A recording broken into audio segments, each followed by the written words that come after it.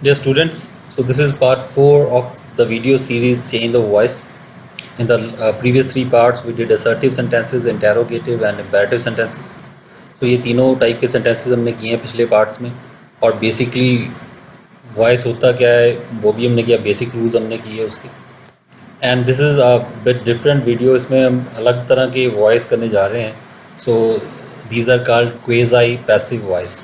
सो इसकी अलग अलग प्रोनाउंसिएशन है. इस वर्ड की क्वेज़ाई भी है, British pronunciation, quasi American pronunciation है, और इंडियन प्रोनाउंसिएशन है क्वाज़ी. सो क्वाज़ी, क्वेज़ाई और quasi. So all the 3 pronunciations are correct. इसको आप किसी भी तरह इसका नाम ले सकते हो. और इसमें डिफरेंट क्या है और इसका मतलब क्या है वर्ड का. So that is what we are going to discuss later on.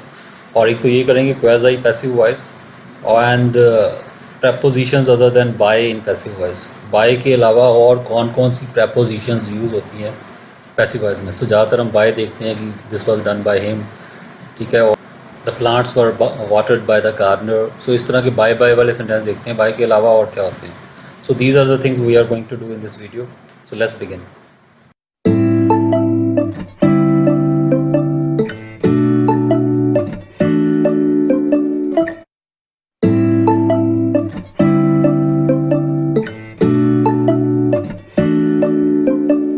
First of all, let's discuss what's the meaning of quasi-passive.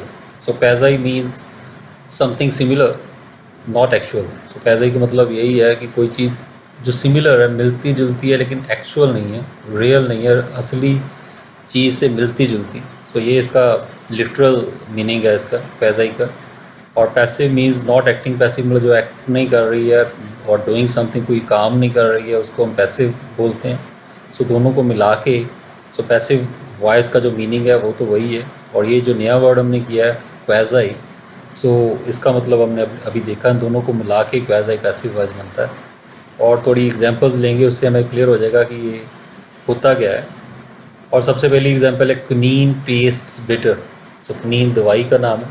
सो जो क्नीन है वो बिटर टेस्ट करती है, कड़वी टेस्ट करती है. The rose smells sweet. जो रोज़ है, गुलाब का फूल, वो मीठा स्मेल करता है, मीठी सुगंध देता है. और इसमें ध्यान से देखा जाए तो यहाँ पे जो वर्ड है जो सब्जेक्ट की जगह पे लगा हुआ है कुनीन. सो कुनीन टेस्ट मतलब कुनीन टेस्ट करती है.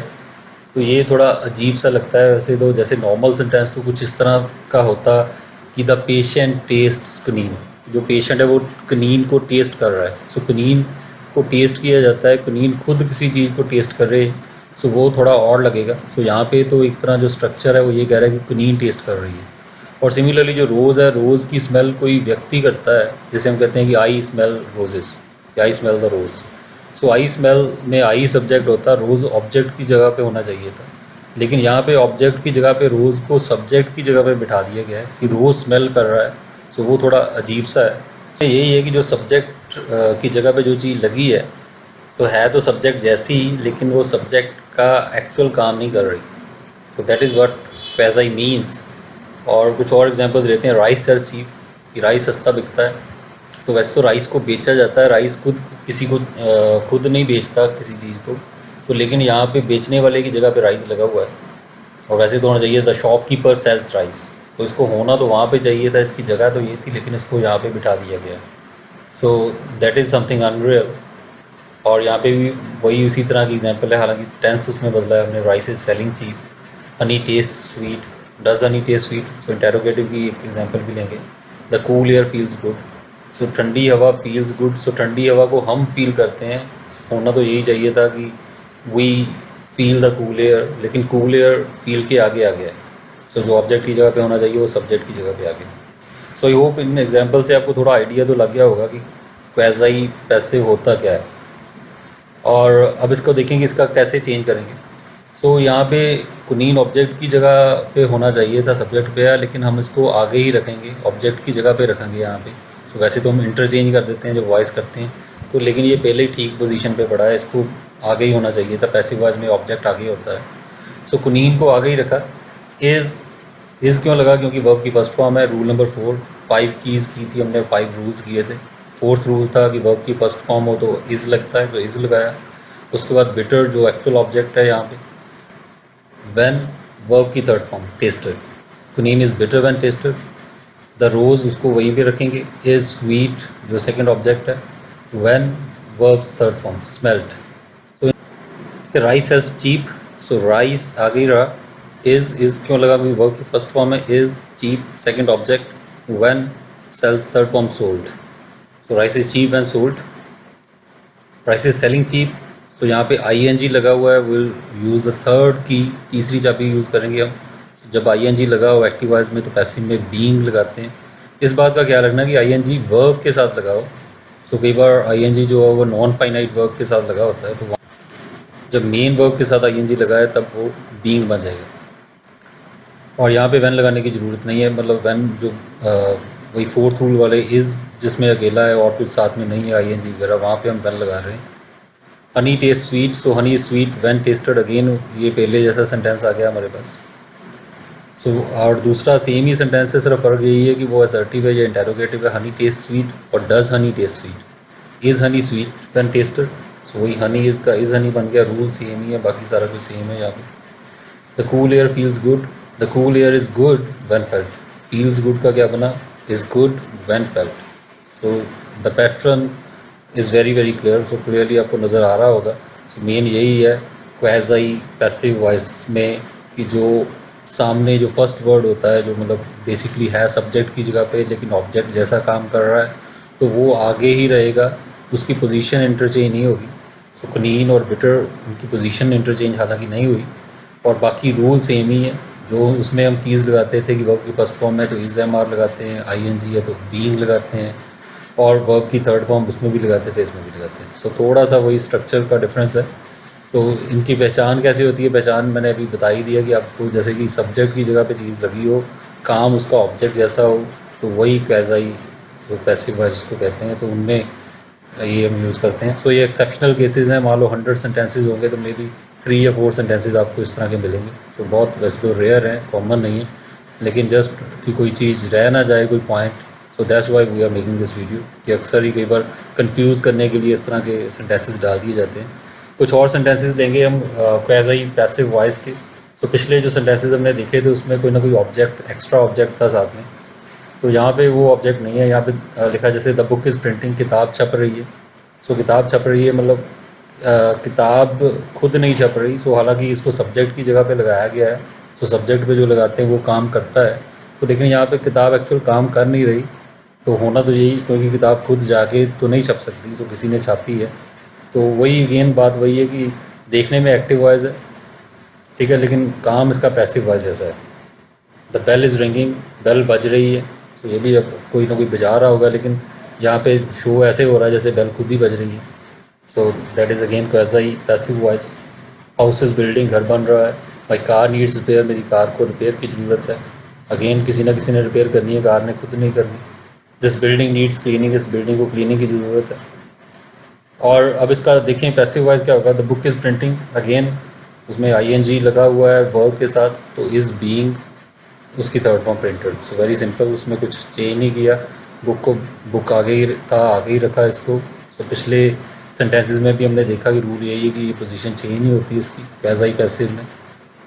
The bell is ringing, the bell is being rung, ठीक है, बीइंग लग गया वर्ब की third form. House is building, house is being built. और जो नीड्स वाले सेंटेंस है उसमें नीड्स टू बी लग जाता है। My car needs repair, my car needs to be repaired. Building needs cleaning, the building needs to be cleaned. So ये कुछ एग्जांपल्स जो हैं, जो पैटर्न्स हैं, वो हम अपने माइंड में रखेंगे। So these were the quasi passive sentences. So I hope they are clear to you. And in the next part of this video, we are going to discuss the use of prepositions other than by. So by लगाते हैं पीछे, कुछ cases में by की जगह पे कुछ और वर्ड्स भी लगते हैं। और commonly used prepositions in passive voice other than by are with, at, to. So ये वाले जो वर्ड्स हैं ये भी यूज़ होते हैं preposition में, वॉइस में, एंड में ऑब्जेक्ट, जो सब्जेक्ट है ऑब्जेक्ट की जगह पे चला जाता है तो उसके आगे क्या लगता है। तो जैसे यहाँ पे हिज बिहेवियर सरप्राइज्ड मी, और कुछ एग्जांपल्स ने हिज कंडक्ट सरप्राइज्ड मी, उसके बिहेवियर ने मुझे हैरान किया, उसके कंडक्ट ने, एक्शन ने मुझे हैरान किया। आई नो हिम, मैं उसको जानता हूँ। बीरबल प्लीज़ अकबर, बीरबल ने अकबर को खुश किया। सो इन सब सेंटेंसेस में एक चीज़ जैसे खासकर जो पहले दो सेंटेंसेस है इसमें तो ये है कि बिहेवियर और कंडक्ट, सो इतना के एब्स्ट्रैक्ट नाउन्स हैं। सो एब्स्ट्रैक्ट नाउन्स को यूज़ किया है सब्जेक्ट की जगह पे। और सो इस तरह के भी जो वर्ड्स कई बार पीछे लगते हैं तो बाय की जगह कुछ और लग जाता है। और जैसे यहाँ पे हम देख रहे हैं आई नो हिम, मैं उसको जानता हूँ, लेकिन इसमें कोई, हालांकि आई सब्जेक्ट है लेकिन आई कोई काम नहीं कर रहा। सो किसी को जानना, सो दैट इज़ बाय चांस, ठीक है, एक्शन नहीं हो रहा। सो बीरबल प्लीज्ड अकबर, सो बीरबल ने खुद को खुश किया, वही अपने बिहेवियर से या कंडक्ट से या अपनी आदतों से या अपनी बातों से। सो हालांकि एब्स्ट्रैक्ट नाउन नहीं है लेकिन उसका मीनिंग इसमें भी वही थोड़ा छुपा हुआ है। सो इसके देखें कि पैसिव वॉइस क्या बनेंगे। So his behaviour surprise me, I was surprised with his behaviour. His conduct surprise me, I was surprised at his conduct. तो यहाँ पे हालांकि वर्ड मिलते जुलते हैं, वहाँ पे सरप्राइज्ड है, यहाँ पे भी सरप्राइज्ड है, लेकिन वहाँ पे विद लगाया, यहाँ पे एट लगाया। इसका थोड़ा फ़र्क ये भी है कि सरप्राइज्ड और दूसरा वर्ड है बिहेवियर, इन दोनों के बीच का जो रिलेशन है वो ये विद बता रहा है। सो यहाँ पे भी सरप्राइज्ड और कंडक्ट, इन दोनों का रिलेशन जो है वो एट बता रहा है। और विद और एट में फ़र्क क्या है कि विद थोड़ा ब्रॉड टर्म है, थोड़ी बड़ी, जैसे कह सकते हैं किसी चीज़ के साथ लगता है। एट किसी स्पेसिफिक एग्जैक्ट चीज़ के साथ लगता है। So behaviour is a broad term, behaviour में बहुत सारी चीज़ें आती हैं, बहुत सारे एक्शंस मिलके बिहेवियर बनता है। और conduct can be a one time act, so एक बार की बात हो सकती है किसी एक कंडक्ट ने, किसी एक काम ने। सो एक किसी स्पेसिफिक कंडक्ट से वो सरप्राइज हुआ तो एट लगाया, ओवरऑल जनरल बिहेवियर से वो सरप्राइज हुआ तो हमने विद लगाया। और I know him, he is known to me, so known के साथ बाय की जगह टू लगाते हैं। सो इसका थोड़ा कारण ये भी है कि बाय मीज़ एक्टिव डूअर, सो यहाँ पे एक्टिव डूअर नहीं है, मी कोई एक्टिव काम नहीं कर रहा कि बाय चांस या बाय सिचुएशन वो उसको जानता है। सो यहाँ पे हम टू लगाते हैं, known to me.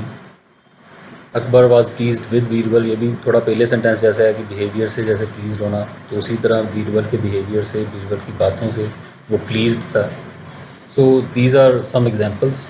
So again 95% times तो खैर बाय यूज़ होता है, लेकिन sometimes these prepositions are also use, तो उसके बारे में थोड़ा सा हमें आइडिया होना चाहिए, पता होना चाहिए। So that's it. So this was what we did in today's video. सो आज हमने दो ही चीज़ें की, क्वाज़ाई पैसिव वॉइस और बाय के अलावा कौन सी प्रपोजिशंस यूज़ होती हैं कुछ, सो उनकी एग्जांपल्स हमने देखी। I hope all these concepts are clear to you, तो आपको अच्छी तरह से समझ लग ही गए होंगे। So in these 4 videos we have covered almost each and every aspect of active to passive voice. तो लास्ट जो वीडियो है उसमें हम रिवर्स करेंगे, पैसिव से एक्टिव वॉइस का एक वीडियो जो है वो अगले पार्ट में हम देखेंगे। तो उसमें ज़्यादा कुछ मुश्किल बात इतनी नहीं है। सो जो एक्टिव से पैसिव के रूल हैं उन्हीं को रिवर्स ही करना है हमने, तो वो हम थोड़ा उसको उसमें देखेंगे and that will conclude our series on change the voice. So thank you, thanks for watching and will meet again in the next video. Good bye for now, God bless you all.